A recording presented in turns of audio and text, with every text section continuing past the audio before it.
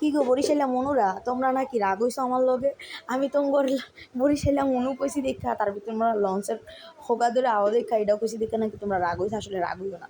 তোমাকে আজকে ভাইরাল একটা রেসিপি করতে আইছি। পানি খোলা নামেও চিনে, অনেকে জলটোপা নামেও চিনে, চিংড়ি মাছের জলটোপে পানি খোলা, তারপরে চিংড়ি বড়া নামেও চিনে, তারপরে যে অঞ্চলে যেই নামে চিনে। তো আমি বরিশালের মাইয়া না, কিন্তু আমি কিন্তু দক্ষিণবঙ্গের মাইয়া, কিন্তু বরিশালের না, আমি শরীয়তপুরের মাইয়া। তো যাই হোক, এই তোমাকে এই রেসিপিটা কিন্তু আমার কাছে খুব মারাত্মক লেভেলের ভালো লাগে। আমি ইউটিউবে দেখছিলাম একজনের খাইতে, যে এই কারণে মনের ভিতরে অনেক স্বাদ যাচ্ছিল। আমি আরও একদিন বানাইছিলাম, সেদিনকারটা আরও বেশি মজা ছিল, কিন্তু সেদিনকার ভয়ে ভয়ে বানাইছিলাম, অল্প বানাইছিলাম।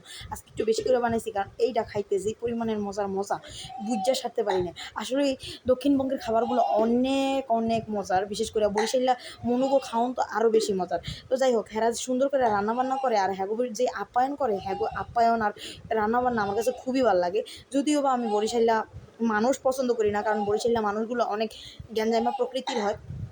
এখন আমি সবাইরা কথাটা বলি নাই, কিছু মানুষ আছে যে গ্যাঞ্জামা প্রকৃতির, আর কিছু মানুষ আছে ভালো প্রকৃতির। সব জেলাতেই ভালো মন্দ মিলাইনা থাকে, কিন্তু এর লেগে যে আপনারা আমার লগে এত রাগ দেখাইবেন এটা কিন্তু মোটেও না।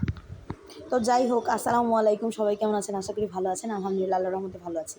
এতক্ষণ তো আঞ্চলিক ভাষায় অনেক কথা বললাম। তো যাই হোক, বরিশালের একটা বিখ্যাত খাবার পানি খোলা বা জলচোপা যেটাই বলেন, চিংড়ি মাছের। আমি প্রথমে চিংড়ি মাছগুলো, তারপরে কাঁচামরিচ আর পেঁয়াজ দিয়ে সুন্দর করে বেটে নিয়েছি। তারপর মধ্যে দিয়ে দিয়েছি কিছুটা কি বলে এটা, জিরার গুঁড়া, ধনিয়া গুঁড়া, লবণ দিয়ে সুন্দর করে মিক্স করে, একটু হলুদ দিয়ে তারপরে আমি একটু হাতের আকারে একটু শেপ করে দিয়ে দিচ্ছিলাম। অনেকে বলতে পারেন তুমি তো শেপ সুন্দর করে দেও না। আসলে সুন্দর করে দেওয়ার সেদিনকার সুযোগ হয় নাই, কারণ ছেলেটা অনেক জ্বালা ছিল, কুলে ছিল ছেলে, আর আরেক হাতে মানে ফোন ছিল, এক হাতে বানাচ্ছিলাম, যেই কারণে আমি এত সুন্দর করে শেপ দেওয়ার চিন্তাও করি নাই। নিজে যেহেতু একা খাবো, এই কারণে শেপ দেওয়ার এত মাথা কথাও ছিল না। তো যাই হোক, এই পর্যায়ে আমি সুন্দর করে পানিটা দিয়ে দিছি, পানি দিয়ে দিয়ে ওখানে দিয়ে দিছি লবণ আর কিছুটা হলুদ। এখানে কিন্তু কাঁচামরিচ আপনারা ইউজ করতে পারেন আপনাদের ঝালের অনুসারে। এটা নাকি এভাবেই রান্না করে। তা আমি বরিশালের আসলে এই রান্নাটা দেখে আমি খুব বিস্মিত ছিলাম, যে পানির মধ্যে দিয়ে এইভাবে রান্না করলে কি খুব মজা লাগে? সব জিনিস সব কিছুতে মজা লাগে না। আমার কাছে মনে হয় যে মশলাদার খাবার মনে হয় মজা। আমি যেহেতু বাবুর্চির বউ, এই কারণে মনে করি যে মশলাদার খাবার মানেই মজা। কিন্তু আসলে মশলা ছাড়াও যে খাবার মজা হয়, সেইটা আর কি এই জলটো বা পানি খোলা না খেলে বুঝতামই না। তো যাই হোক, এই পর্যায়ে কিন্তু আমার পানি খোলা সুন্দর করে হয়ে গেছে। আমি এই পর্যায়ে বাগার দিয়ে নিচ্ছি।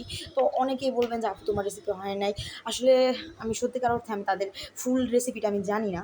আমি ইউটিউবে যেভাবে দেখেছি ওইভাবে আর কি বানানোর চেষ্টা করছি। যদি ভুল ত্রুটি হয় মাফ করার চেষ্টা করবেন।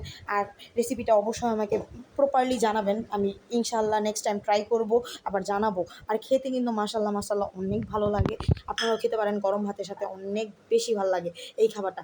তো যাই হোক, আমার এই পর্যায়ে কিন্তু পেঁয়াজগুলো সেদিনকা ব্রাউন করে ভাজতে যায়, একটু বেশি কালাগুনা টাইপের হয়ে গেছে গা। পরবর্তীতে বেশি ডার্ক ব্রাউন হয়ে যাওয়ার কারণে একটু তিতা লাগছে, যে কারণে খায়া শান্তি পাই নাই সেদিনকা। কিন্তু প্রথম যেদিন বানাইছিলাম সেদিনকে অনেক বেশি মজা লাগছে। তো যাই হোক, ভালো থাকবেন, সুস্থ থাকবেন।